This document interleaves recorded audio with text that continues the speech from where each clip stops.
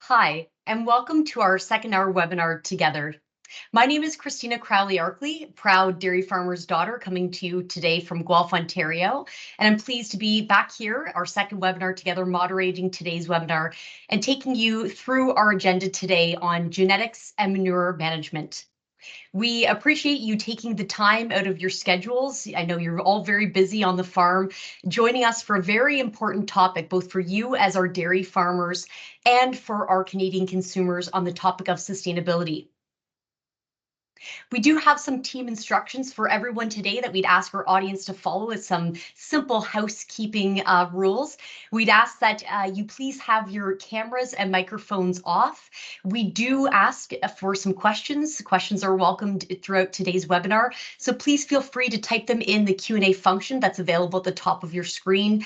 And of course, as we mentioned in our first webinar together last week, our webinar is being recorded, so we will be sending this out as a replay at the end of today's webinar. Most importantly, we want to thank Dairy Farmers of Canada. This webinar and this project, our 3 series of webinars, have been funded by Dairy Farmers of Canada and organized by Lactanet, who's bringing today's webinar to you as part of the Dairy Farmers of Canada National Dairy Knowledge Transfer Project. So thank you so much for Dairy Farmers of Canada for funding this project and bringing all of us together today, organized by Lactanet. As we shared in last week's overview, our first webinar together was on herd management and feeding. We heard from some wonderful guest speakers and our guest producer, Vivian. But most importantly, this week, we're going to be discussing genetics and manure management together. For today's agenda, we do have a number of people we're going to be hearing from, so really looking forward to our conversation today on genetics and manure management. We're going to be hearing from Hannah Sweet, who we also heard from last week, who's our knowledge transfer specialist in genetics from Lactanet, who's going to be giving us an introduction to sustainability. We have our guest expert, Brian Van Dormel, who's our Chief Services Officer at Lactanet Canada, who's going to be speaking to genetic selection for sustainability traits. We're going to be joined by our guest producer, Stefan Mueller of Stilette Farms of Milverton, Ontario. And then lastly, we'll be talking about manure management and best management practices with Dominique Maxime, who's an expert in dairy production of sustainability and environment with Lactanet as well. So we're now going to begin our webinar listening to Hannah Sweet of Lactanet to kick us off on the introduction to sustainability. So over to you, Hannah. Thanks, Christina. Can you hear me okay? Awesome, all good. So for those of you who weren't with us last week, I'm just going to provide a brief overview of our why behind these webinars. So when we are interested in the environment and how it relates to agriculture production, we can evaluate the impact of different activities as well as how better practices can reduce these impacts. And this can also be applied to issues or contributions from an economic as well as a societal aspect. So the purpose of these webinars is not to cover all of these issues, even if they concern or involve dairy producers or their stakeholders, such as their employees or their suppliers and customers. Firstly, because we would not have the time, but also because these days it's still impossible to put all of that into an equation to find the desired balance or the miracle recipe. Sustainability is therefore a concept that encompasses different things depending on the perspective that we consider, and also depending on who talks about it and to who we talk about it with. To be sustainable then means to find the balance or make the best compromises between aspects that affect the environment, the economy, as well as society.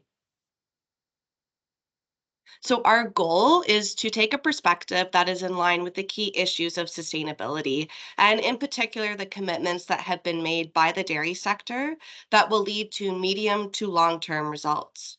For example, these include provincial and national level commitments, such as the NetZero target by 2050 for the Canadian government as well as the dairy sector, with an intermediate target for low carbon milk by then, as well as other national commitments through the Global Methane Pledge to reduce methane emissions by 2030. In addition, there's other national and provincial initiatives such as sustainability strategies and roadmaps. These commitments are coming from all players in the dairy processing industry, with targets for reducing the carbon footprint of processed dairy products, all the way to which on-farm greenhouse gas emissions contribute the most. These include science-based targets that will meet commitments to limit that global temperature rise to 1.5 degrees by 2100. And so this is why we have chosen to structure the three webinars by selecting themes that are key to the carbon neutrality strategy. A lot of these themes are showcased throughout the Dairy Farmers of Canada's Best Managed Practice Guide that we will refer to regularly. So as you can see in this graph here, the goal of carbon neutrality is to balance by 2050 all greenhouse gas emissions associated with dairy production through the adoption of best managed practices that aim at reducing emissions that can be seen in blue and eliminating or removing carbon dioxide from the atmosphere through the sustainable sequestration of carbon, and that is shown in yellow here through the removals. So we are aware that emissions will never be zero, and this is why it's important to focus on these best managed practices and increasing sequestration. So there are three main greenhouse gases of concern that are associated with dairy production that are shown here in the figure. They are mainly carbon dioxide, methane, and nitrous oxide, with each of them having a different impact on climate change per unit of mass. And so if we take a look at methane, it is about 30 times more impacting than carbon dioxide, and nitrous oxide is up to 300 times more impacting. Estimating the carbon footprint, therefore, requires us to assess the inventory of these three greenhouse gases, taking a life cycle perspective where the entire value chain is considered, not just what happens on the dairy farm. And these greenhouse gas emissions are coming from operations upstream of the farm that indirectly contribute to the dairy farm's ability to operate, and they're also being taken into account. Also included in this is carbon sequestration in soils and biomass, particularly from grasslands, perennial plants, as well as woody biomass such as trees and hedges, is also an important aspect of achieving carbon neutrality. And this carbon dioxide sink is basically going to add to the reductions in the overall greenhouse gas inventory. And so therefore, we are, with this inventory exercise, we're then able to calculate what is called the carbon footprint of milk.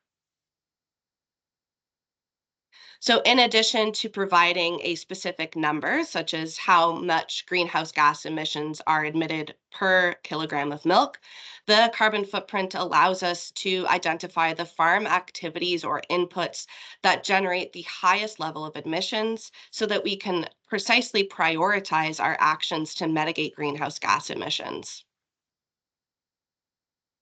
So we can see with the pie chart that by decreasing importance, enteric methane, feed production, and manure management are the three largest contributors to the carbon footprint of milk here in Canada.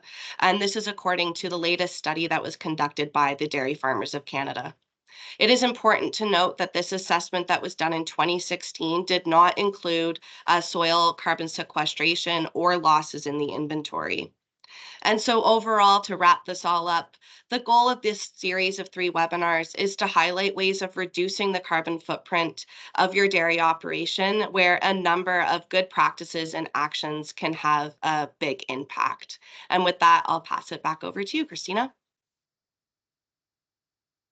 Great. Thank you so much, Hannah. I know it's a lot of information to pack into a great few set of slides there, so thank you.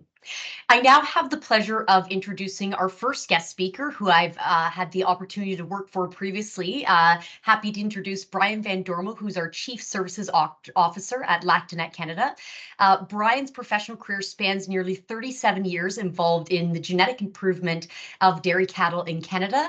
Most significantly, Brian was the General Manager of Canadian Dairy Network, known for many of us as CDN, for the 24 years of its existence, before the creation of now Lactanet Canada's partnership in June 2019. For his entire career, Brian has been a member of the Genetic Evaluation Board and involved in the allocation of industry funds aimed at supporting research, mainly in the area of genetic evaluations of dairy cattle in Canada. directly involved in the implementation of essentially all current genetic evaluation systems and services in Canada. It includes our genomic valuations in 2009, mastitis resistance in 2014, metabolic disease resistance in 2016, the Hoof Health Index in December 2018, and the first official feed efficiency evaluations in April 2021. Internationally, Brian has been the Canadian representative to Interpol for nearly 25 years and was the 2016 recipient of the ICARC President's Award. So very pleased to give that fulsome introduction to Brian's illustrious career. Thank you for joining us, Brian. I'll let you take it away. Thank you, Christine. It's very kind. It is my privilege and pleasure to present to you this presentation this afternoon on genetic selection for sustainability traits within the scope of this webinar. So we've learned about Canada's endorsement of the Global Methane Pledge, and also, more importantly for us, the pledge by dairy farmers of Canada targeting net zero greenhouse gas emissions from farm level sources by 2050. These are significant goals and objectives, and we're going to need to use many pathways to achieve them. And all of the strategies and tools are going to need to be looked at and utilized. One tool that I'm going to talk about today here is a very major one, is the option and the tool of using genetic selection to achieve our goals. The reason is because genetic selection is a permanent outcome, and it's permanent in a way that it also gets cumulative from generation to generation of selection. So Lactanet currently has a toolbox of three traits that are directly related to sustainability. The first one being feed efficiency, introduced in April 2021. The second one, body maintenance requirements, introduced 2 years later. And together, these two traits help farmers genetically select for animals that will reduce your on-farm feed costs. Then last year in April, we also introduced methane efficiency, and that's obviously targeting the reduction of methane emissions from your herd. Altogether, these three traits help reduce the carbon footprint of your farm and therefore increase the environmental sustainability. Going through each of the three traits in a little more detail, I'll start with feed efficiency, introduced in 2021. And at that time, we were only using feed efficiency data from first lactation cows, and it's only in the Holstein breed, unfortunately. A year and a half later, in December 2022, we made some enhancements to the system and included second lactation data for those cows. At that time, we also introduced feed efficiency into our two national genetic selection indexes, the LPI and ProDollar. The objective of using feed efficiency is that we can then select animals that are more efficient at feed conversion, therefore saving feed costs, reducing carbon footprint, and increasing or improving the environmental sustainability of your herd. A little more detail on our feed efficiency system. We are actually looking at three different traits in each of first and second lactation. First trait is dry matter intake, which is clearly understood. Second is metabolic body weight, which is extremely highly related to body weight that you can measure on a cow. And the last is energy corrected milk, which is actually the yield of production accounted for the fat and protein percentage of the milk. For each of these three traits, we also define two time periods. The first 60 days in lactation or after calving, which is basically your transition period and covers the peak of lactation generally. But then there's another period after that first 60 days for the remainder of the lactation, at least till 305 days in milk. Again, feed efficiency, the target is to identify and select animals that have a better feed conversion, but we are doing so in a manner that keeps this trait independent of production levels and body size. When we want to look at the interpretation of our evaluations for feed efficiency, we express these in relative breeding value terms, or RBVs. When we use an RBV scale, a higher RBV is always better. And in this case, it means that an animal is more efficient in converting feed to milk production. In terms of specific interpretation, a 5-point increase in feed efficiency translates to a decrease of 80 kilograms of dry matter intake in first lactation and approximately 120 kilograms dry matter intake in second lactation. For every 1-point increase in feed efficiency, there is therefore a $25 savings in feed cost per daughter. So if you have multiple daughters, this can be multiplied by the number of daughters of the sire you would have. Each 1-point RBV for feed efficiency above or below 100 impacts the LPI formula by 10 points and the pro dollar formula by $25. We use relative breeding values for these traits, but also for all functional traits. And in that sense, we talk about a scale where the average is 100 and the standard deviation is 5. What I mean by that is that generally the animals will range from 15 points or 3 standard deviations. So the poorest animals of the breed will be around the 85 or lower, and the best animals of a breed will be close to 115 or higher. This helps make the interpretation easier. Here on the screen, we have a bull, an example bull that has an evaluation that we're listing here for the 3 sustainability traits we're referring to. For sires on our website, we also indicate a measure of the expected daughter performance of each sire for each of these traits. And you can see on the right-hand side of this screen, there is a daughter performance label there with a question mark, and clicking over that question mark or hovering over it, you will understand the interpretation of the numerical value that we're presenting. Here for feed efficiency, this example bull has a value of 106, and it happens to translate to 106.2 kilograms less dry matter intake per lactation after 60 days in milk. Now, this 106 and 106 is not a one-to-one relationship. If this was 105 evaluation for feed efficiency, it would have translated to about 88 kilos less dry matter intake. So it's around 18 kilos of dry matter intake per point, different from 100. For body maintenance requirement introduced last year, the objective is to provide a second tool to help reduce feed costs, reduce carbon footprint, and improve the environmental sustainability of your herd. It considers feed for maintenance requirements solely as a function of metabolic body weight. So we know that bigger cows, bigger animals require more feed just to maintain their body size. That's what we're talking about here. Smaller animals require less and bigger animals require more. So keeping feed efficiency and body maintenance requirements as separate traits allows producers to decide which one they want to select for and how heavily they want to, how much emphasis they want to put on each.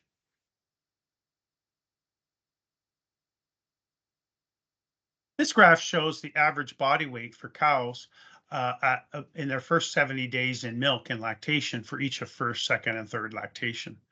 You can see that and this trend shows in the past 20 years. So you could see that currently in 2020, or for example, versus 20 years ago, animals born in the year 2000, there has been roughly about 45 to 50 kilograms increase in the average body weight of our cows, whether it's first lactation, second, or third lactation. So our cows are bigger today than they had been 20 years ago, which means they need more requirements for body maintenance. When we look at the interpretation of these genetic evaluations, again, the higher the RBV in this sense, it represents a lower body maintenance requirements and generally means that we're selecting for smaller body size, smaller animals, or more intermediate optimum kind of animals. Each 5-point increase in a sire's RBV for BMR means that those daughters are expected on average to have around 20 kilos less body weight at any point in time during their life. Body size is the biggest contributor to an animal's carbon footprint. And so this body maintenance requirements evaluation also has a significant economic impact related to environmental sustainability. When we look at the example bull here on the bottom, we see that this one has a rating of 96 on the left-hand side, and it translates to a number on the right-hand column of 52.8. That means 52.8 kilograms more dry matter intake per year is required to meet the maintenance requirements of the daughters of this particular bull. When we now talk about methane efficiency, which was introduced a year ago as well, we are very proud to say that Canada was the first country in the world to offer national evaluations for such a trait that we call methane efficiency. This was made possible because of three main factors. The first is the pivotal research conducted at the University of Guelph with funding from the DairyGen Council of Lactanet, which has Dairy Farmers of Canada as a significant funding partner. It's also required, another factor was the proactive investment of Lactanet to collect all of the milk spectral data from milk recorded cows since 2018 and build that database of information. And last, Lactanet established a collaboration with CMEX, and CMEX had an associated investment to help advance this trait as quickly as possible to market.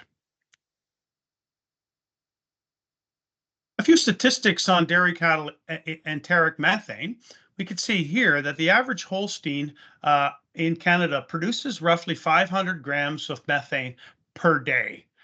But as it shows in the second box, there is variation between cows, even within the same herd that are fed the same diet. And that variation is up or down by 30% of that 500 grams. And either way, as an animal has more methane, emits more methane, that means there is a loss in the gross energy intake for the animal that's estimated to be between 4 and 7%. When we speak about the research projects and collecting methane, they came from international projects involving the University of Guelph and the University of Alberta.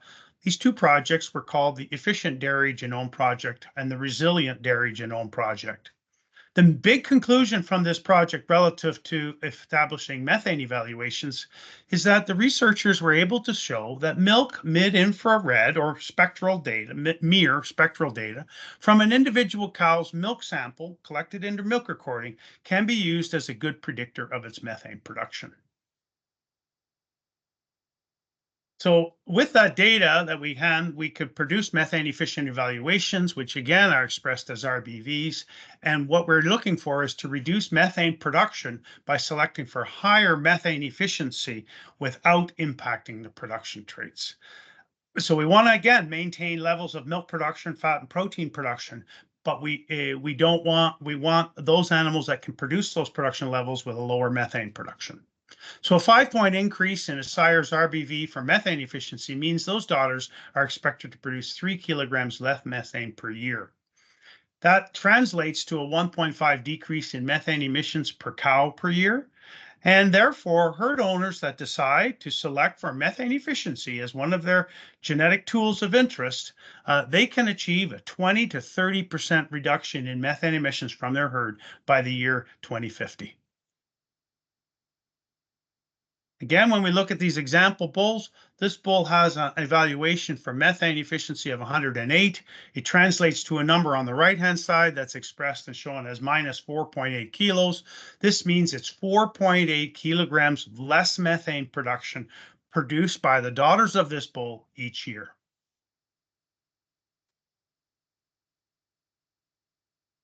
Methane efficiency is a new trait. Lactanet evaluates over 100 traits and indexes on all of our animals, and we looked at the correlation between methane efficiency and these traits. And you can see here, these are the most extreme correlations, and the gray screen in the middle shows that very little, most traits are within a narrow range of plus or minus 15%, which are not significant numbers. And we can conclude two things from this. First, that methane efficiency does not have any significant unfavorable correlation with any other evaluated trait. And that means that it's all, and secondly, that feed efficiency, that you cannot just select for feed efficiency, assume that you're also selecting for methane efficiency. If a farmer wants to make progress in both of these traits, you have to use both indexes independently.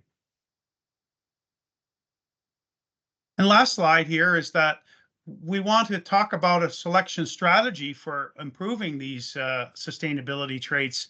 And the first thing that you have to be aware is that all of these evaluations are available on the Lactanet website for males and females. So the information is available. You can start by selecting animals above an average of 100 to start making some degree of genetic progress for these traits without sacrificing any other trait or your sire selection objectives. But for a faster progress, you should select males and females that have an RBV of at least 105 as the parents of your next generation of replacement heifers. Remember, genetic gain that you make in your herd is permanent and it is cumulative because it goes from and it is transmitted from parent to progeny. So that means it's cumulative from generation to generation. I'd like to thank you for your time and welcome any questions if there are any. Thank you. Great. Thank you so much, Brian. A lot of information in a short amount of time that I'm sure we're still processing. And as we mentioned, please feel free to put your questions in the Q&A box if you do have some for Brian as you're thinking about the information that he just took us through on genetic selection. And Brian, maybe I'll just start with a question I have. Are there plans to have these traits available in other breeds or included in an index? If you don't mind taking us through that. Yeah, so the collection of all of this data comes from research herds, and those research herds are focusing on Holstein cows. So we do not have any of the phenotype or performance data for any other breed at this point in time. So in the short term, the answer is no. Our advance of research projects is moving into including other herds of other animals, especially the bigger populations of Ayrshires and Jerseys in Canada, and international collaborations in Brown Swiss as well. So we hope to one day be able to offer something, but it's still a few years away before we can get to other breeds, and we will not be able to translate what we know from Holsteins to the other breeds in the short term either. Okay, good to know. Now, question from Stefan Mueller, who we're going to be hearing from him as our guest producer shortly after this, but he does have a good question that I'd love for you to answer for everyone. If a breeder wants to consider feed efficiency to make the biggest impact, do we need to incorporate body maintenance to be most effective? No, they're independent traits. So sometimes if body maintenance is basically going to say, I don't want such big animals. And if I have more moderate sized Holsteins as an example, or any breed, then I'm feeding them less just for the maintenance. So that's one element of it, but not everybody wants to select for smaller animals compared to what they've already had. The feed efficiency, it doesn't matter. It's independent of size and independent of production. You're just finding those animals that convert that better. So you can choose to use one or the other, or balance them out and put an equal weight or a different weight on them. That's why we make them both available. Yeah, that's great. It makes me think about the whole conversation about our Canadian breed and how we're known right around the world for the type of cows that we breed. And of course, that won't be sacrificed in this conversation about sustainability. We are working on a modernized LPI formula that'll be introduced next year in April 2025. And we do expect that these traits will be all together in an LPI, and we will have recommended weights that they be placed upon them. But farmers can still always tweak at the end of the line when they're selecting their sires and their mating decisions. That's great. Thanks for the intel on that one too, Brian. Yeah. Well, we really appreciate the time with you. We know that time is of the essence, of course, in your schedule. So appreciate all that insight that you were able to bring to our producers today who are on the line. We're fortunate to, of course, next have our guest producer who asked a really diligent question, Stefan Mueller, who's from Milverton, Ontario, Stilette Farms.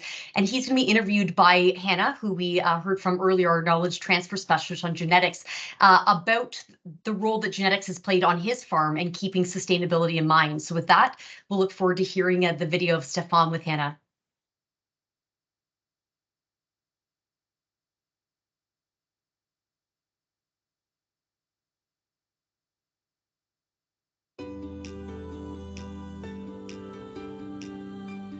Hi, I'm Stefan Mueller. My wife, Dr. Letitia Mueller, and I run Stilette Farms. My parents immigrated in 1978. They went to Quebec to look at the farms there, and ultimately decided to come over to Milverton, Ontario, where they started this dairy farm. They expanded into pork. My brother and I separated those businesses, and I run the dairy, and my brother runs the pigs. My wife and I have 3 kids. My oldest son is 17. My middle son is 15, and my daughter is 13. So while my wife pursues a career in small animal medicine, I work here and manage the dairy basically on my own. I have a couple of part-time teenage students that work here, and they come during chore time, and then I kind of manage the rest of the operation on my own. My kids, they worked with me as they were growing up, but at this point in time, they don't have any interest in farming. And so I'm trying to balance managing this farm, being prepared for a child if they do decide to come home, but also to be prepared to help them in their own way. On our farms, on our specific farm, we can look for win-win scenarios grounded in economics for both feed, farm efficiency, and cash flow, adopting a more or less mindset to improve production while reducing costs. Also, we focus on developing protocols and routines that are adaptable and manageable, that considers the workloads we face daily throughout the seasons. Our approach involves creating systems that improve efficiency but also ensure flexibility. The reality is that dairy farmers are managing transitions, pregnancies, calves, disease, financial matters, and labor all at once every day. When I think about sustainability on my farm, I have to think about what I do as a business and how I can still be a dad the way that I need to be. If I have good producing cows that are durable, that can stay healthy, that's kind of how I look at sustainability. I want to thank Lactanet for asking me to join them in this webinar where we're going to be talking about genetics, sustainability, and maybe some economics. Hi there, I'm Hannah Sweet. I'm a member of the Knowledge Mobilization team at Lactanet, and today I'm on farm with Stefan Mueller. Welcome, Stefan. Today we're going to be talking about genetics and sustainability. Can you tell us a little bit about your herd management strategy? So because my wife works out and because I'm here on the farm mostly on my own, even though I have part-time help, I'm often doing chores by myself. Basically, I have to try to develop systems and protocols so that I can operate things kind of with ease, even through times of uncertainty, like during harvest or different seasons, because things kind of just come together in weird ways. So I still have to give calves colostrum. I still have to make sure the cows are freshening okay. I still have to get cows pregnant during those times. And so I kind of work around my protocols in a way that still allows me to get other things done. So for the past several years, you've been well above breed average for, in terms of genetics for production, LPI, ProDollar, and a lot of the functional traits. I think this is a great representation of the sires that you're selecting, as well as the genetic technologies that you're investing in. Can you tell me a little bit about your breeding strategy and the role that genetics plays in it? My breeding strategy's changed over the years. I think, when I first started farming, our goals were kind of like try to get more production, try to improve conformation, to try to get that balance and high producing cow. But what happened over time was that I would hit these roadblocks. Cows would get sick, or they would, be lame, and so what I wanted to do was improve my herd first from the health perspective, and then go after the production after. When I look at ProDollars, for example, and I've used ProDollars now basically since it came out, I kind of flattened off, and I kind of culled my heifers intensively based on their level of disease resistance. And my thinking there was, if, let's say, this were the medieval times, and if I had an army, but I only gave my soldiers axes and swords, but I didn't give them access to shields, they couldn't protect themselves. Mm-hmm. And so if you think about good soldiers that could fight well, but died because they couldn't get, through those battles, I mean, you can't win a war like that. It's a great analogy. Thanks. Yeah. So there's a movie that I really like called Moneyball, Hmm. right? And one of the questions that kind of came up was, if the pitcher can strike out the batter, why does it matter what it looks like, how he throws the ball, right? And really, I kind of approach things that way. You know, I see a lot of value in the good plus cow, a lot of versatility. I can adapt with the feeding efficiency or the feed efficiencies. I can adapt with the disease resistance easier than if I tried to get everything. So when a calf is born and we get get it genomically tested, we're not certain where it's going to land. And so in order to optimize the pro dollar average in the calves, I wanted a few more than I needed, right? But now we started using biopsied embryos. And with those, we kind of know before we implant them where they're going to be. And I guess now I have more confidence using beef more aggressively, but I still use conventional semen in the milk cows, whether it's beef or Holstein, to try to kind of balance out what I'm going to get down the road. Right. And what led to that decision to ultimately start trying to use and using more frequently biopsied embryos? Well, basically, I went to a DFO meeting, and at that meeting, they said they were expecting, 10, 20% more quota in the next, I don't know what it was, 10 years or something like that. And then, but in my barn here, I'm almost full, or I am full. And so I was looking at ways to expand the operation. And I was looking at building a new facility and adding more silos. But then I also needed more land. And so these all started to cost a lot of money.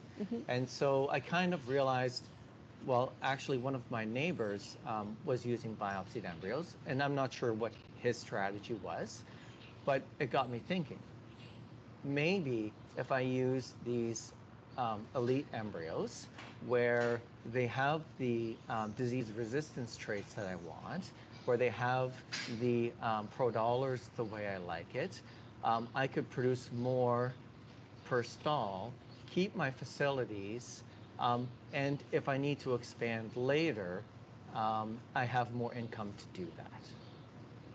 Makes sense. Yeah.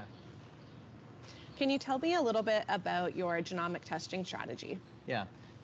So I first started testing in 2009. Awesome. We did about 15 animals. I had a cow of interest at the time, but it was really expensive, and I was kind of experimenting. It wasn't until 2018 when I decided that I wanted to genomically test all my animals, and that was more or less around that disease resistance strategy that I was kind of approaching. I tested all my heifers at that time. So basically we could include, calves going back to 2016, and I've been testing calves ever since. When they're born, I take a sample and then I mail it off. Usually there's 1 to 4 samples that I'm mailing at a time. And yeah, so in terms of what I do with that information, you're probably wondering that as well. Yeah. So I think in the early days, it was kind of easy because I took the culling approach strategy. It was like those calves weren't good enough for what I was looking for. I'll get rid of those animals. As with, I think, a lot of new technologies, the strategies and the understanding of how to use it don't really develop until you've been using it for a while. Especially with genetics. Right. Yeah. And so, when we talk about those biopsied embryos, I don't think I would have approached that if I hadn't been genomically testing. Yep. Because it gave me the confidence to see that I could rely on the increased production overall. Can you elaborate a little bit more on what value you see in genomic testing in your herd, say over time and currently as well? Yeah, so it's pretty interesting actually if I think about the cost of genomics. At first I was like, well, when I tested all those heifers, it was going to cost thousands of dollars to do. And I kind of figured, well, over time, I'll just kind of work it into my budget, and I'll try to gain on the value of the improved genetics, enough hopefully to pay for the genomic testing. But it's pretty interesting because if I look at the past 10 years of my breeding and registry and insemination costs, even though I've been genomically testing everyone, those costs haven't risen. And so what's happened basically is that I've been able to use different bulls that maybe aren't in demand. And so instead of paying, let's say $50, I can buy good bulls that match up with my cows for $25, right? And if we think about it, in order to get a pregnancy, you're probably going to breed them 1.5 to 2 times. Yep. And so the cost of genomics could be worked into your breeding strategy in an efficient way. Yeah, and I think you've done an excellent job of that. So I know you use ProDollar as your base selection criteria. Is there any other traits that are important to you when you are making those decisions? Yeah, so I actually use 2 indexes as my priority. One is the Immunity Plus index, and that's kind of where the disease resistance comes by. And I use ProDollars. They're kind of like 1A, 1B in terms of importance to me. ProDollars is great because it includes those diseases, right? But immunity is great because it kind of looks at it from a different angle. And so I'm kind of tackling 2 birds with 1 stone there. When I look at ProDollars, I kind of also look at fat percentages, kilograms of fat. That's important to me.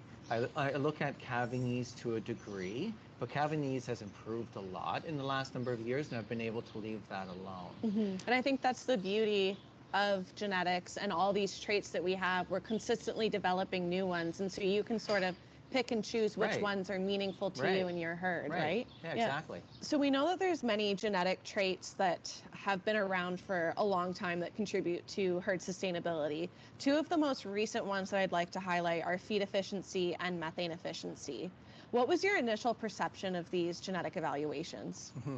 Yeah, so whenever something new comes out, it does take time to adapt to it, especially if we have to adjust our sort of breeding strategy. Yeah, exactly. Right, because I mean, in dairy genetics, it takes forever to make changes, and things happen slowly. So if we're not consistent, we're not going to get good results because we're going all over the place.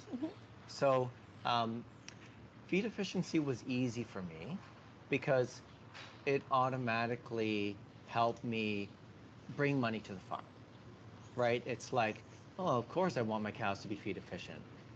That's going to save me money. I don't get to see a cow be feed efficient. They're going to just eat whatever they eat, and I just kind of bring them food whenever they want to eat. But I know that the science says that over time, it's going to save me a lot of money. And so that is important to me. Earlier, it was kind of like a hidden value trait where a lot of people didn't put a lot of emphasis in that trait. So if we can produce more income off the same animals and have less cost for our milk, then we're going to be more profitable. And feed efficiency fit right in there. 100%. Right. Yeah. And so with ProDollars now feed efficiency is a part of the ProDollar equation. I guess earlier I should say I wasn't choosing bulls that were like 105 or higher. I was choosing bulls that were average or higher to try to protect my bottom end. Because if I got too specific, then it would eliminate too many bulls. And so 100 and up, I used feed efficiency. That was like my criteria. Now with ProDollars, and now since ProDollars includes feed efficiency, I think that's great because then I don't even have to look at it anymore. Exactly. Yeah. And so in terms of methane efficiency, I think it's great because we have this new NetZero 2050 that we have to look out for. And it's going to be a tool that we can use Do you see yourself incorporating methane efficiency in your breeding objectives in the future? Well, the question I got to ask myself first is how much methane and how much emissions am I producing on my farm right now? Because I really don't know, to be quite honest. Yep, and that is actually, sorry to interrupt you, that is actually a project that we're working on currently, is measuring that on-farm impact. To be able to calculate. Yeah, right? exactly. And then we can go from there, right? Like if I can, if there is some sort of economic value that comes of the net zero 2050, and if I can incorporate methane efficiency into that breeding strategy, I mean, that's the easiest way for me to lower my emissions. It's kind of like one of those things that you just do that doesn't take any more time because I'm already breeding these animals. And if I can get them to help me reach my goal, just doing what I'm doing, I mean, that fits in with my whole sustainability strategy of trying to make protocols and things simple so that it's resilient in terms of its adaptability. Exactly. At the end of the day, it's a combination of different factors, right, that are going to lead to that net zero target. So it's not just genetics, it's also nutrition strategies, it's also management strategies too, right? So I know that we're only focusing on genetics here today, but there is more to it than that. That's right. And the target is still in 26 years from now. And they're working on a lot of different ways of approaching this. And that's the beauty of science and the way that it grows, right? Like, so earlier we had to do a lot of studies just on the basic things to understand how a cow even works. But now we're going very deep into, understanding the animal, and feed efficiency through nutrition is going to help us, like you said, as much as the genetics end. And putting everything together will hopefully get us there. Exactly. Without the stress and the complications. Where do you see the perception of breeding going in the future for in terms of your herd and then also for the industry as a whole? I think the real question I'd like to ask myself, or I'd like to answer, basically is, are we doing enough to incorporate critical thinking into our operations?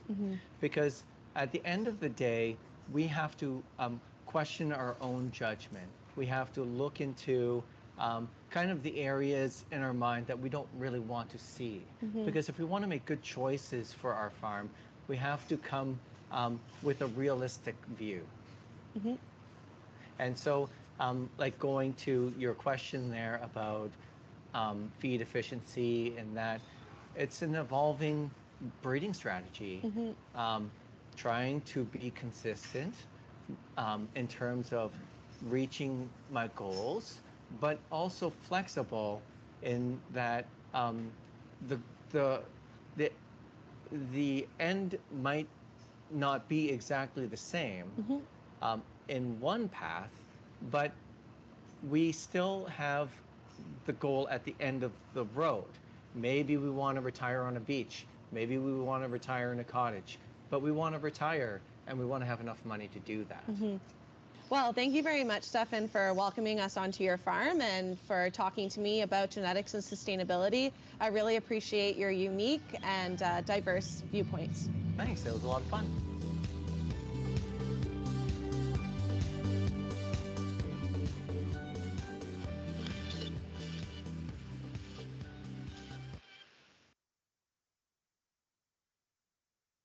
Great. Well, thank you so much, Stefan and Hannah, for that wonderful video. I really appreciated your insights, Stefan, to how you've been able to incorporate, genetics more so on the farm, and of course, your thought process around it. Now, we do have Stefan with us live, so please feel free, anyone who is wanting to ask some questions, please put them in the Q&A section at the top of your screen. We will be taking questions if you'd like to ask. I guess for me, Stefan, because I really did, of course, appreciate your analogy that Hannah said. It was a great one. And it I think visually helps our farmers, of course, when you're talking about medieval times and access to swords. But if you don't have access to the shield, it doesn't matter how good you are with the sword. And of course, you mentioned the movie Moneyball too, which maybe some of our farmers will go and watch tonight or can relate to how good of a movie it is. But would just love to ask you, in terms of, clearly you put so much thought into genetics on the farm and why you've made the breeding decisions you have. But besides genetic strategies, what other sustainable practices do you have on your farm that you can speak to, that speaks to what Hannah was talking about how genetics is just one area, of course, of improvement for our sector when it comes to sustainability? So Stefan, if we can reach you, I'd love to be able to have you answer the question. Yeah, thanks a lot. No, I thought it was a lot of fun, and this has been a couple great presentations there from Hannah and Brian, so I wanted to thank them for that. I guess in terms of sustainability for my farm and the way I kind of look at it, you know, I have to consider my family first. If they're happy and healthy, I mean, that's my number one priority. I mean, to me, there's no sustainability without that. I also have to have happy and healthy cows. You know, if I don't, I mean, I won't be as profitable as I would be in that case.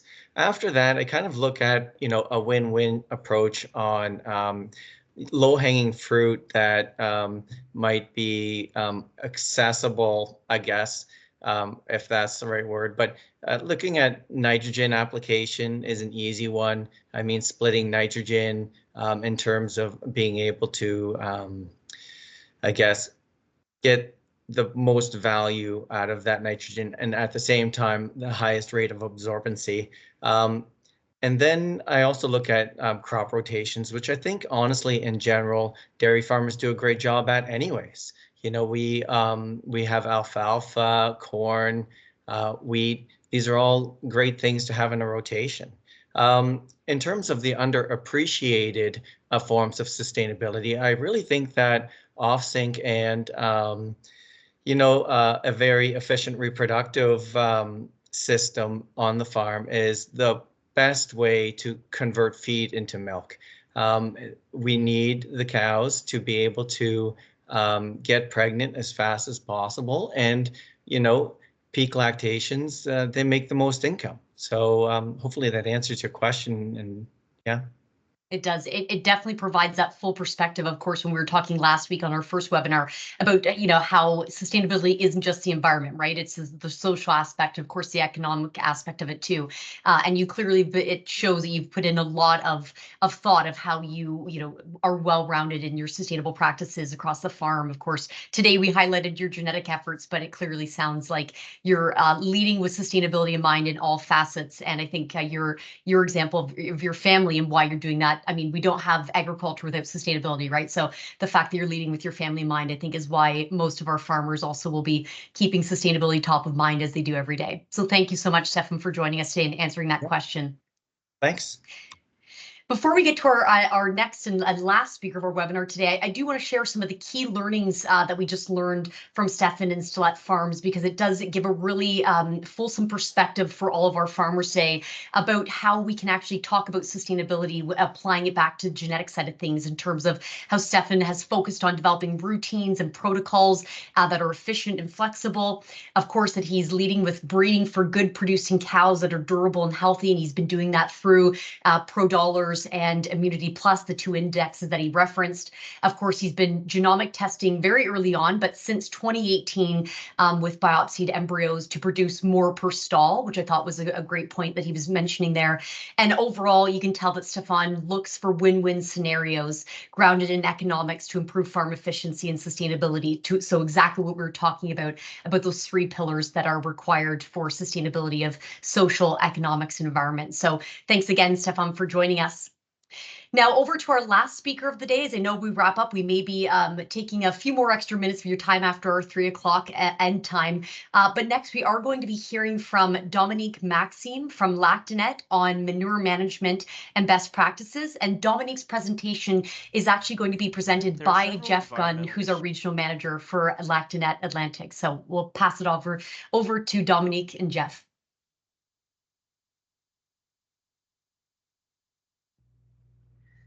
There are several environmental issues associated with emissions during manure management. A distinction can be made between emissions associated with manure storage and emissions that occur following the application of manure to fields. Therefore, it's not just about greenhouse gases. And there are other environmental issues associated with manure management besides climate change. While emissions during storage are an issue specific to manure and do not concern mineral fertilizers, it should also be kept in mind that emissions following field application also exist for mineral fertilizers, even if they are quantitatively different from one fertilizer to another.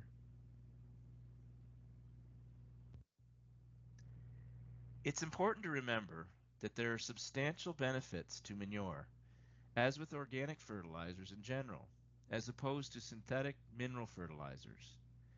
First major benefit is the fact that by using manure, we are recycling organic matter, nutrients, and ultimately energy.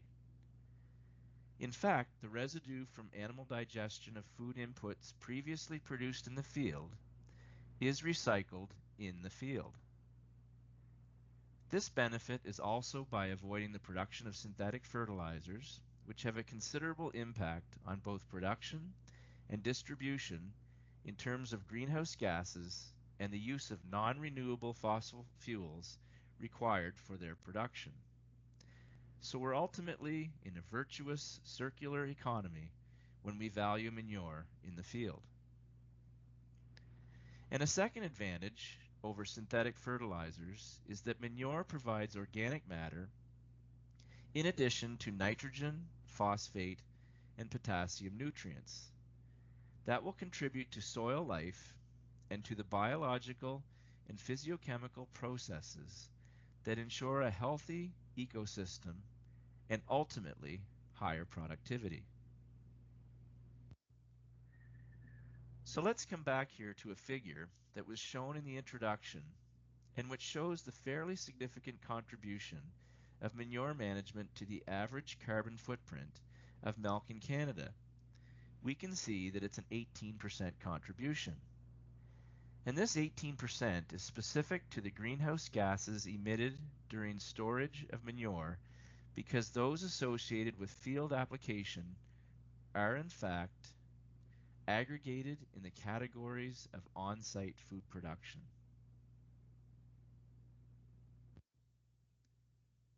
So the level of this contribution is ultimately representative of the different management modes that have been put in place among all producers in Canada, as assessed in the most recent study carried out for Dairy Farmers of Canada.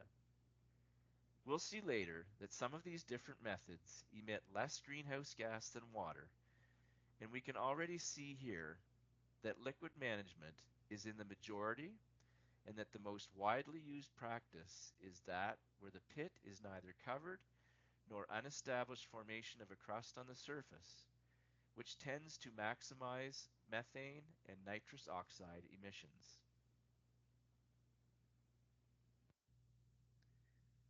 Based on this observation, this figure shows the range of possible standard practices for manure storage and management.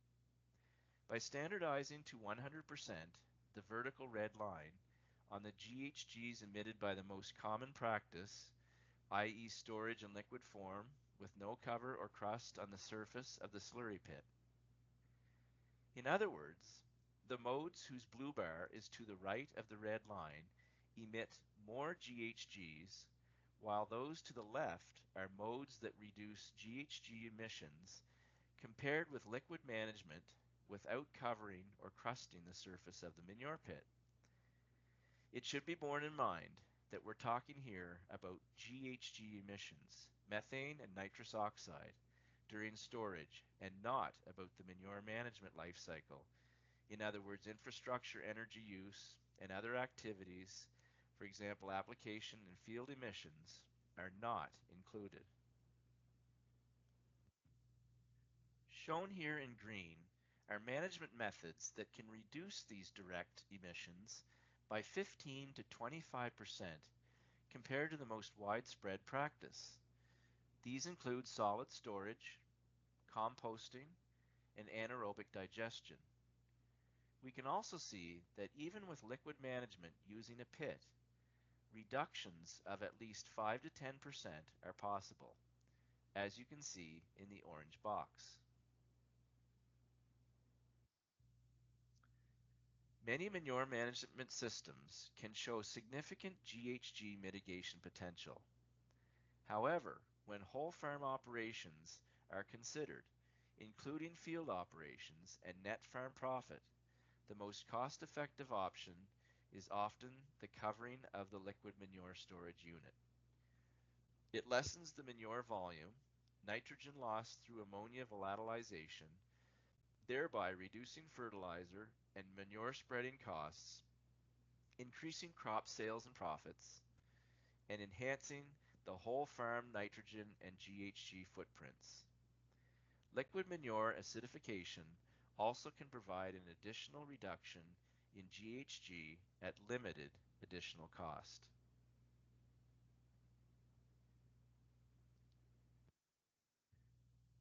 What are the main variables to take into account to make the best choice? There are many additional variables to take into account, making the choice difficult and requiring case-by-case studies. Firstly, in the geographical context in particular, it's clear that on either side of Canada, for different climate, but also within a given season, we have in fact variable emission rates.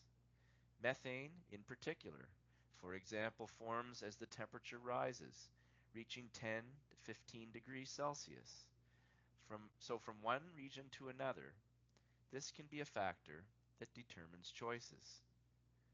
We also have the situation at the farm, whether we are talking about a new construction or renovating an existing manure management system that we'd like to keep. Those elements influence the choice.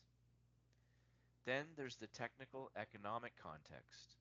For example, anaerobic digestion is a practice that is very interesting because it can reduce direct emissions, as it was seen earlier, but it is a very significant investment that involves financial support.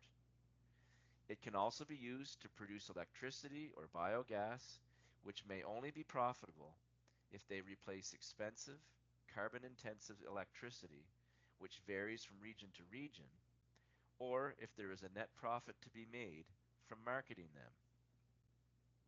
Lastly, other variables to be included in the calculations include the environmental cost of other stages, such as the energy required to operate the technology and handling, example for composting but applies to all, transport to the field and spreading, depending on the mass to be spread, and field emissions, which vary from one form to another, depending on nitrogen content in particular.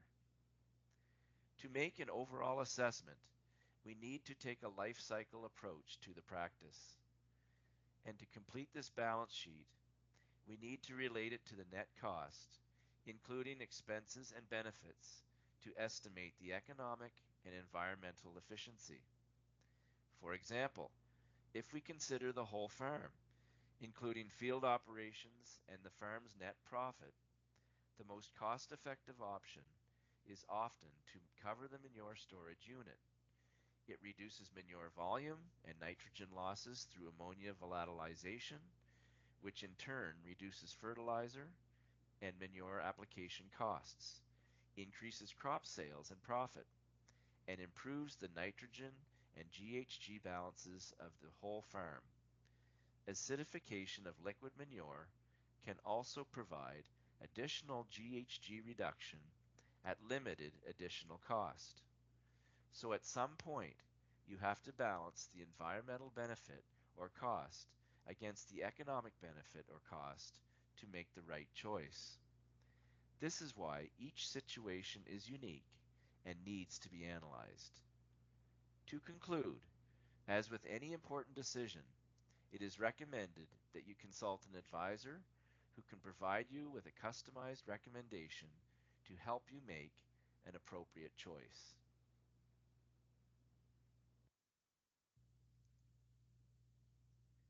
Manure production is inevitable on dairy farms. Proper manure management can maximize the benefits of manure, minimize costs, and reduce negative impacts on crop production systems and the environment.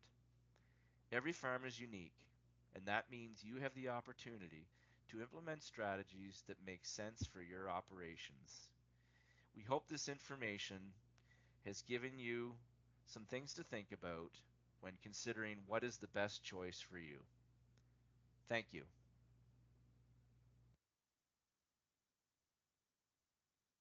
Great. Thank you so much for the presentation, both Dominique and Jeff, who put the collaborative effort in on that.